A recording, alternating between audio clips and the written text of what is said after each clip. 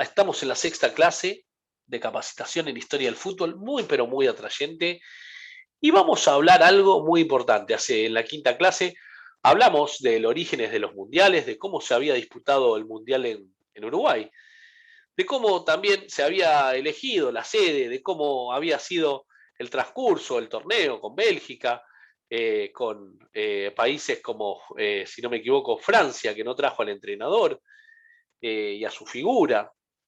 Y después, bueno, todos países como Perú, Bolivia, Argentina, todos de acá, de América, organizando la primera Copa del Mundo de equipos federados en FIFA sin eliminatoria.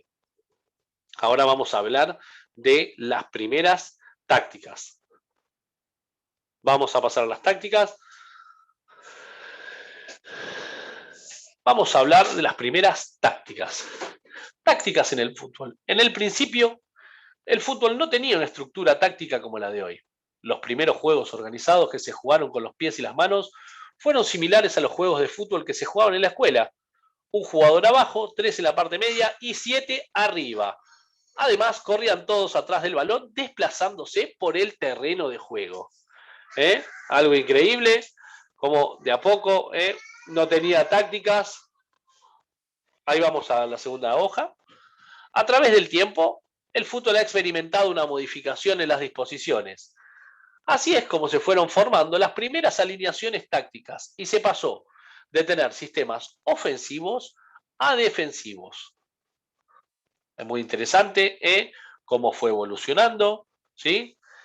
Vamos a hablar de la pirámide en 1880. La pirámide, nombre muy, como quien dice, algo bastante novedoso en esos entonces, 1880. Vamos a recordamos que en 1863 se juega el primer partido de fútbol y vamos a ver la pirámide, esta formación de 2-3-5, 1-2-3-5.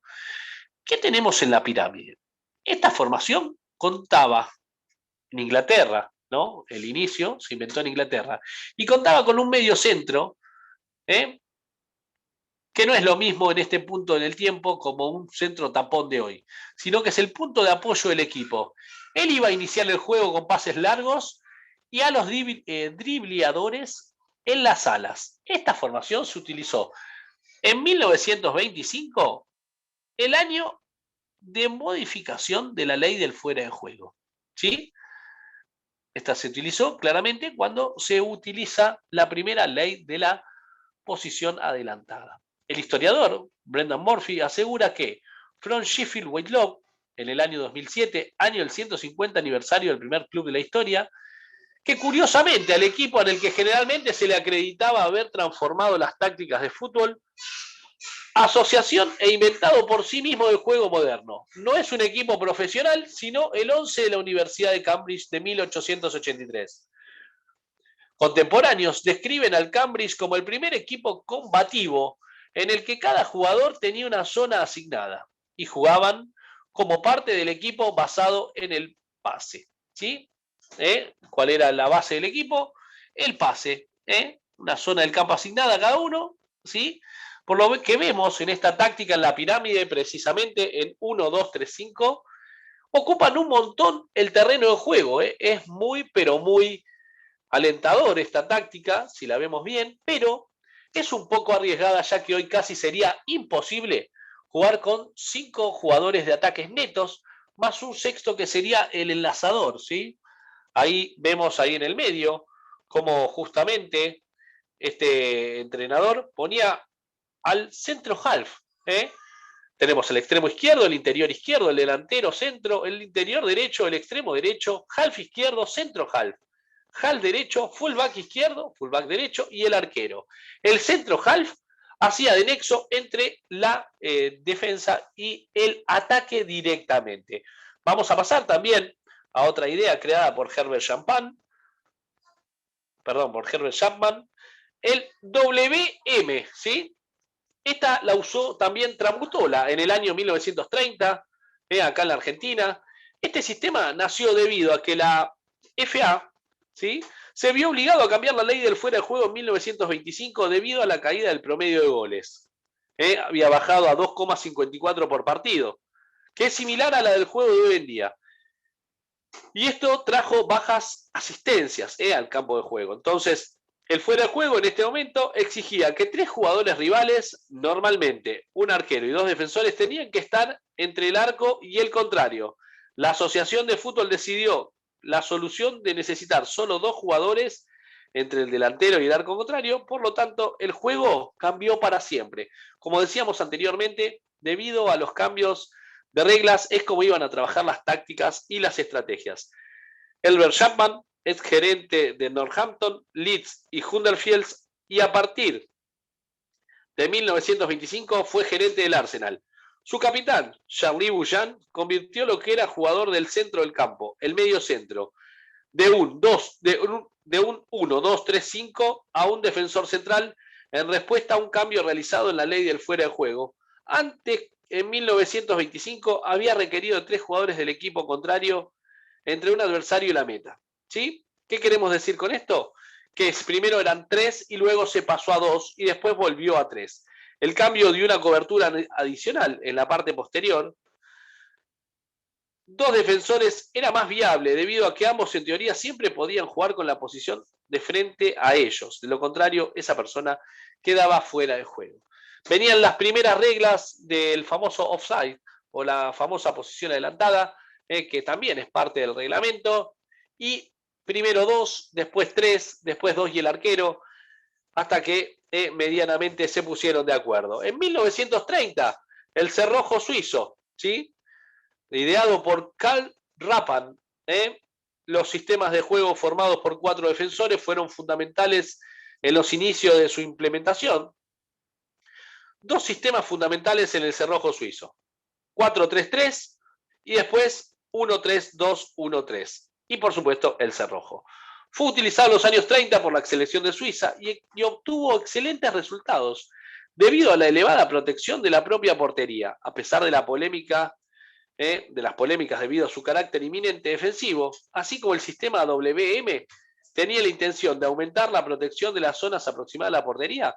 El cerrojo suizo reforzaba el sector defensivo a través de la movilización de un elemento que se coloca entre las espaldas de los otros 3 defensores, garantizando una cobertura eficaz y adecuada a las situaciones de juego. No hay que olvidarse también que este sistema está ligado a los clubes y a la selección italiana, ¿sí? El cerrojo italiano también, y está basado en el marcaje individual y en la utilización de un libre situado a las espaldas de las defensas, teniendo como función la recuperación del balón mediante cobertura y la interceptación de los delanteros cuando esté superaban sus marcas. Se juega con un líbero, ¿sí?, en el primer cerrojo suizo, alguien muy cercano al arquero, que le es, como vemos ahí en la figura de la cancha, que le es de utilidad hacia los 2 supuestos laterales que tenían en esos momentos, pero en lugar de poner los 5 delanteros que ponía anteriormente Herbert Chapman, vemos como Karl Rappan los pone de mitad de cancha para atrás, ¿sí? ¿De qué manera? Utilizándolos desde el punto del medio hacia atrás, ¿sí? Solamente quedando prácticamente con 3 puntas, esto bastante lo que se acerca al día de hoy, quedándose con 3 puntas, como vemos acá, y a su vez trabajando con un líbero, ¿sí? Vamos a pasar ahora a Gustave Seves, que es el cuadro mágico. Ya en 1950, en ese momento un equipo arrasó con todo lo que se atravesó en el camino. Este equipo se llamó Hungría. Esta selección se basó en 3 pilares fundamentales. ¿Cuáles eran esos pilares? El primero fue la implementación de un innovador sistema táctico, el 4-2-4, formando un cuadrante mágico, formado por Hiddelquist, el auxilio del equipo por el sector izquierdo, Bosic, con su llamativa precisión a la hora de pasar el balón, Sibor, un extremo ideal para las defensas contrarias, y Kostis, para muchos, el mejor cabeceador de la historia. ¿Sí? Kostis, el mejor cabeceador de la historia, no es poca cosa. El segundo pilar fue la técnica que sus jugadores tenían. Todos contaban con una excelente calidad a la hora de manejar o rematar el balón. también tenían bastante calidad a la hora de claramente gambetear a sus rivales, ¿no? Por supuesto. Entonces, bueno, ya tenían 2 de los 3 pilares dentro de el pase del balón, el cabezazo, el quite, el remate, la gambeta. Ya trabajaban mucho los fundamentos. Y el tercero, no menos importante, fue la presencia de uno de los delanteros más letales. Fuerzenpurslel, como apodaron sus compatriotas, el famoso Ferenc Puskás, que significa escopeta en húngaro. Hoy por hoy se da un premio Puskás al mejor gol, ¿sí?, en Europa. ¿Sí? La verdad que el mejor gol de todos, los partidos que se puedan jugar en la Liga Europea, se le da el premio Puskás, y hace poquito también se le llevó el fútbol sudamericano al premio Puskás, cuando antes no estaba, ¿no? Solamente eran europeos y ahora ya es directamente de todo el mundo. Este delantero de apariencia robusta y tosco en sus movimientos tenía un fulminante remate en su pierna izquierda que doblegaba cualquier resistencia que se opusiera. De hecho, convirtió 84 goles en 85 partidos con la camiseta húngara y 721 competencias oficiales. Hizo 720 goles en competencias oficiales, ¿sí?, y 85 en 84, perdón, 84 goles en 85 partidos. Algo que hace que, según la FIFA, sea el mejor goleador del siglo XX. Ahora vamos a ver cuál será el del siglo XXI, porque recién arrancamos y tenemos a Suárez, Messi, Ibrahimovic y Cristiano Ronaldo, ¿no?, entre los tiempos de hoy. Después vamos a pasar al Catenaccio, el famoso Catenaccio, ya también ideado también por no menos que el mismo que había echado el cerrojo suizo 30 años después. Karl Rappan, lo vemos ahí de nuevo, se basa en tener siempre un hombre libre en la defensa, el Catenaccio, y esto se logra mediante el uso de la marcación hombre a hombre. Cada jugador del Inter, que fue donde se empezó a usar el Catenaccio, sabía que estaba destinado a hacer su marca en el campo. Solamente seguir a un solo jugador, ganar el hombre a hombre. En el Inter del Milan, Armando Picci limpiaba a cualquier persona que se escapaba por su marcador en el tiempo suficiente que era para proporcionar una amenaza. Entonces, cuando alguien le era una amenaza, él lo limpiaba. Armando Picci, uno de los pilares fundamentales de este Catenaccio del Inter de 1960. ¿Qué es la marcación hombre a hombre? La marcación hombre a hombre, el aspecto clave de la fase defensiva de todos los oponentes, será bien marcado por las defensas centrales. Cada defensor tiene un objetivo marcar fijo, la parte posterior de las alas y los centrocampistas defensivos, con el líbero móvil de doble trabajo en equipo siempre que la pelota se acerca. Cuando la pelota está lejos, se abren un poquito, pero cuando la pelota está cerca del arco, se hacen un cerrojo, un catenaccio, ¿sí? Entonces, la importancia de trabajar el contraataque, por eso es que es importante tener dos hombres rápidos arriba, como Karl Rappan había sido también el creador del cerrojo suizo, y esto lo llevó a Italia. Por eso la idea precisamente es tener dos delanteros muy rápidos y un solo pase largo, ¿sí?, para poder tener un contraataque justamente importante. El principal creador del sistema fueron el fantasista y el creador del juego central, y algunas veces el líbero. La eficiencia de los delanteros era de suma importancia, ya que muy pocas oportunidades quebraban. ¿Qué queremos decir con esto? Que cuando uno juega al contraataque tiene que tener delanteros que aprovechen de manera eficaz y nutrida cualquier ocasión que se les pueda llegar a presentar cerca del arco rival. ¿Por qué? Porque es un sistema que se basa en marcar solamente lo que atacan, darle el balón al rival para poder después cerrarnos, sacársela y dársela a nuestros compañeros para que puedan convertir. Ya nos vamos adentrando en el año 1974 al fútbol total. Ya Rinus Michel, el equipo holandés, fue bautizado como la Naranja Mecánica. Este equipo llegó a la final del mundo de 1974, que perdió frente a Alemania. Es un sistema de juego empleado en el fútbol en el que un jugador se mueve por fuera de su posición y es sustituido por otro de su mismo equipo, lo que le permite que su conjunto conserve su estructura táctica. ¿Sí? Ahí vemos al costadito a la derecha de los relevos, uno y otro. Este fluido sistema, ningún futbolista tiene un papel asignado, con lo cual sucesivamente cualquiera puede ser delantero, mediocampista y defensor. ¿Sí? Cuando se es en ataque, va y viene el jugador. Por eso este estilo de juego fue perfeccionado por Rinus Michel durante su estancia en el Ajax de Ámsterdam y alcanzó su apogeo durante la estancia de Johan Cruyff como jugador en el club y en la selección de fútbol de los Países Bajos, precisamente en Holanda. Lo que sí estamos hablando es que este equipo, este sistema de juego, perdón, mejor dicho, y además este equipo sí de la naranja mecánica, como quien dice, no tenía un delantero fijo, sino que los goles los convertían todos y a su vez los goles los defendían todos. Defendían y atacaban todos. Vamos a pasar al Milan de 1987. Recordemos que Argentina venía a salir campeón del mundo en 1986, pero Italia ya había en 1982, junto con Dino Zoff, levantado la Copa del Mundo. ¿Tenían como para poder hacer un nuevo modelo táctico? Sí, tenían con qué. Silvio Berlusconi toma el poder del Milan en el 86 y su primer traspié, su primer partido perdido, fue ante el Parma, que jugaba en la Serie B por la Copa Italia. Cuentan que inmediatamente preguntó quién era el entrenador del elenco parmesano y agendó el nombre de Arrigo Sacchi. Ese DT que nunca había jugado al fútbol profesional, pero que siempre utilizó una frase para defenderse de esa crítica.